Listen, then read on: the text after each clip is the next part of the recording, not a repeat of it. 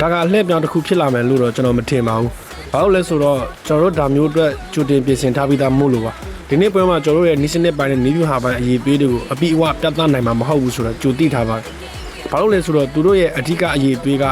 ကွင်းထဲမှာစစ်တိုက်တယ်လို့ကစားတာဖြစ်လို့ပါ။ဒါပေမဲ့ဒီနေ့ပွဲမှာကျွန်တော်တို့အားလုံးကိုသတိပေးလိုက်တာတစ်ခုကပြင်သစ်အသင်းဆိုတာဘောလုံးကောက်ကောက်ကစားတက်ရုံနဲ့မဟုတ်ပါဘူး။ဘသူကမဆိုကျွန်တော်တို့ကိုလာပြီးစစ်ကြင်ညာရဘာနဲ့ရင်ဆိုင်ရမလဲဆိုတာကိုကျွန်တော်တို့ပြသလိုက်တာဖြစ်ပါတယ်။အဲ့ဒါကတော့ကျွန်တော်ထပ်ပွဲချိန်ပို့ကစားရတဲ့သူတွေကိုမေးရမှာပါကျွန်တော်ကတော့အများကြီးမကစားခဲ့ရဘူးလေဒါပေမဲ့ကွင်းမေးကနေကြည့်နေရတဲ့သူတွေအတွက်တော့စိတ်ပိုင်းဆိုင်ရာတော်တော်လေးနွမ်းနေမှာပါဘာလို့လဲဆိုတော့ကျွန်တော်တို့က 100% တော့မဟုတ်200%လောက်ကိုစိတ်နှိပ်ပြီးအားပေးနေရတော့လေ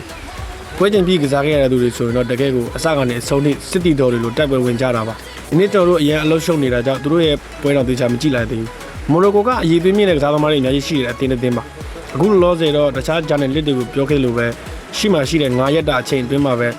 ခန္ဓာကိုယ်နဲ့စိတ်ပိုင်းဆိုင်ရာကိုအပြီးအဝအနားပြီးပြန်လဲကုစားသွားမှာပါစိတ်ပူပါတဲ့နောက်9ရက်နေကျွန်တော်တို့တိုက်ပွဲဝင်မှုအချိန်သင့်ဖြစ်နေမှာပါကျွန်တော်တို့အဲ့ဒါကိုကြိုတင်ပြင်ဆင်ထားပါတယ်ပါရာဂွေးအသင်းရဲ့အဓိကအရေးပေးကရန်လိုတဲ့ပုံစံနဲ့တိုင်ဘက်ကစားသမားတွေပွဲအာရုံပြောင်းအောင်လုပ်တတ်တဲ့ဆိုတာကိုနီးပြကလွန်ခဲ့တဲ့ရက်အနေငယ်ကလေးကသတိပေးထားတာပါ